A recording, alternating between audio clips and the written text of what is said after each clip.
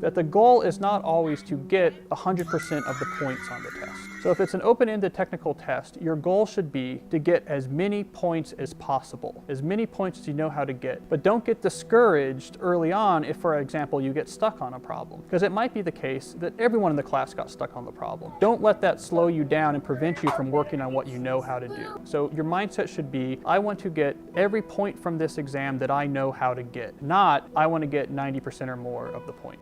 Hi, I'm Cal Newport. I wrote the book, How to Become a Straight A Student. Note-taking is something that I think is too often overlooked by students, because I think taking smart notes can be the key to not only getting better grades, but also greatly reducing the amount of time you spend actually studying.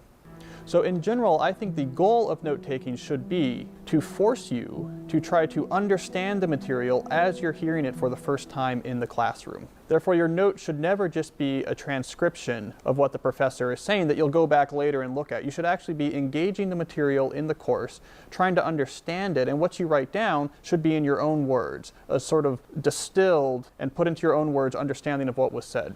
Now, if instead you just transcribe what the professor says and says, I'll study it later, that means when it comes time for the exam, you're going to have to learn all this material from scratch. So think about it, if you've been sitting in a room for 15 lectures, a couple hours each lecture, paying attention, thinking, trying to understand the professor, we're up to about 30 hours of hard thinking. If instead you had just transcribed your notes and tried to learn all the material from scratch right before the exam, you would basically have to replicate all 30 hours of that hard thinking in just a few days, which is near impossible to do. So think about note-taking as a way to force you to actually do thinking about the material as you first learn it, so you don't have to do that thinking later from scratch when it comes time to study for an exam.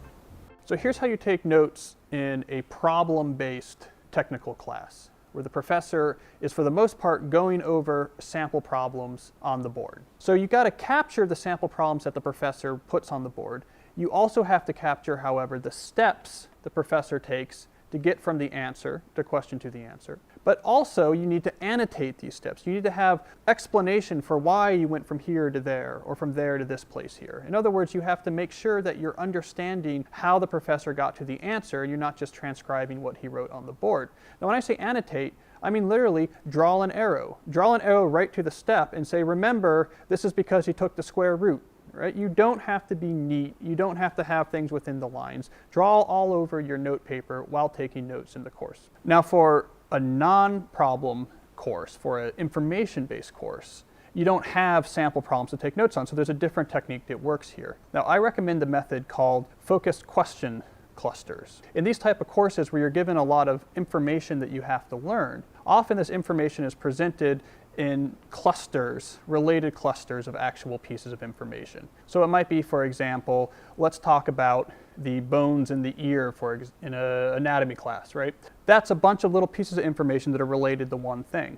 So you can take notes in those classes by having a topic for the cluster, say bones of the ear, and then below it the individual pieces of information you need to know about that topic.